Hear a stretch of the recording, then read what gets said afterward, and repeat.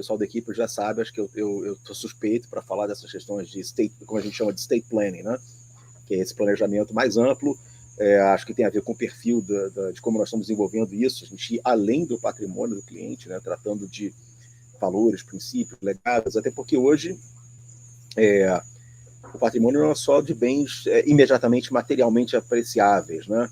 A gente tem redes sociais, então uma série de coisas que são necessárias para a pessoa deixar, né, alguém que ela escolha em vida, escolha de maneira consciente para cuidar daquilo, e ao longo da vida dela, né, nós estarmos à disposição desse cliente para até ativamente perguntá-lo: essa pessoa que continua em alta conta, essa pessoa que você deseja que seja o depositário dessas informações, o depositário dessas decisões, das coisas que são muito interessantes, né, que são as diferenças entre Brasil e Estados Unidos, enfim, até é uma coisa que a gente debate também com outros clientes nossos da França, por exemplo, que tem um sistema jurídico semelhante ao Brasil em uma série de aspectos, que é a possibilidade de ter um planejamento patrimonial que vai levar a uma situação que vai acomodar esses bens na direção escolhida, sem nunca ter um inventário. Então, é exatamente isso. Existe a possibilidade de simplesmente não haver um inventário. Então, existem essas coisas. Existe uma outra possibilidade de deserdar alguém, né? Existe a possibilidade de, por exemplo, olha, você imagina uma família grande, né? E aí tem 2, 3 irmãos que são muito próximos, mas tem aquele lá que é a ovelha negra, o filho desencapado, que nunca se deu bem, né? E tomou todas as decisões complicadas na vida. É possível, por exemplo... Virou Vasco. Essas coisas, né? E aí... a Fernanda, tenho certeza que a Fernanda curtiu esse seu comentário. Então, quer dizer, imagina, por exemplo, que você pode, no sigilo do escritório, né, de acordo com as regras legais aplicáveis, mas em completo sigilo, você simplesmente excluir alguém da linha sucessória, excluir alguém da possibilidade de se tornar guardião, de ter os cuidados sobre seus filhos.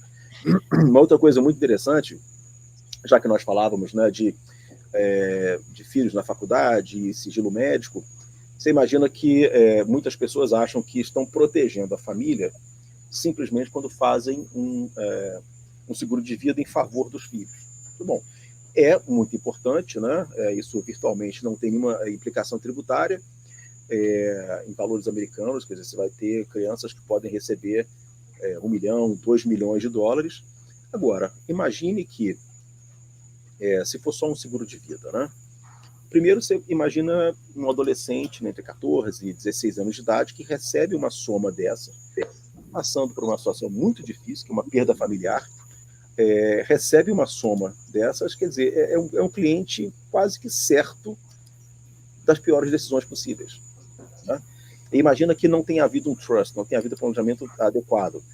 Todos os bens da família, que não os valores dessa pólice de seguro, vão passar pelo processo de inventário, por um probate. Isso tudo é público. Você imagina que, num determinado momento, né, a gente vê o tempo todo aqui essas ligações de golpe, carta no correio, enfim, um monte de coisas que são surpreendentes. Imagina que, num determinado momento, nessa corte, né, esse tribunal de probate, né, equivalente a uma vara de sucessões, existe lá praticamente um cardápio, com todas as informações relevantes, endereço, quem faleceu, quanto deixou, e, eventualmente, quem sobreviveu. Então, junta os pingos nos is, um golpista tem acesso ao endereço da casa, quanto vale aquele imóvel, contas bancárias e quem é que ficou naquela casa. Você imagina essas informações chegando a público e o grau de risco que um adolescente desses começa a se colocar, né? Quer dizer, ligações desejadas, os súbitos melhores amigos e tudo mais. Então, uma das soluções, por exemplo, você pode ter mais de um trust protegendo uma mesma família. A gente tem um instrumento que é mais ou menos como se fosse um trust residual, né? E aí você pode eventualmente ter um testamento ou pode ter como beneficiário a interposição do testamento, mas como beneficiário dessa apólice de seguro, aquele trust da família. Então, quando existe o fator, né, o falecimento que vai deflagrar o pagamento disso, perdão, aí esses valores vão para o trust. E esses valores vão ser distribuídos para os beneficiários de acordo com as regras. E você pode imaginar que isso pode ser planejado de uma maneira tão sofisticada e eficiente que esse patrimônio ele vai não apenas ficar insulado dos credores dos pais, mas de credores dos filhos no momento futuro. Bom, aí parece uma coisa muito distante, de fato, é distante, mas é possível. É o que me atrai a trabalhar com essa área, que nos atraiu todos, né, a desenvolver mais conhecimentos e capacitação nisso, que são soluções simples, de valores muito acessíveis, que a gente consegue planejar e entregar, rever ao longo do tempo.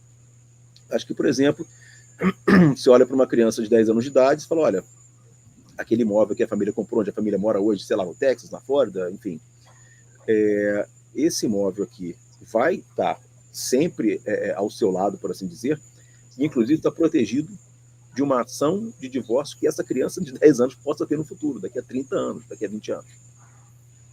Tem que ter uma existe a possibilidade. Um arcabouço incrível de proteção. Olha o grau de proteção que a gente está falando, né, Exato. cara? Você imagina, por exemplo, essa família com duas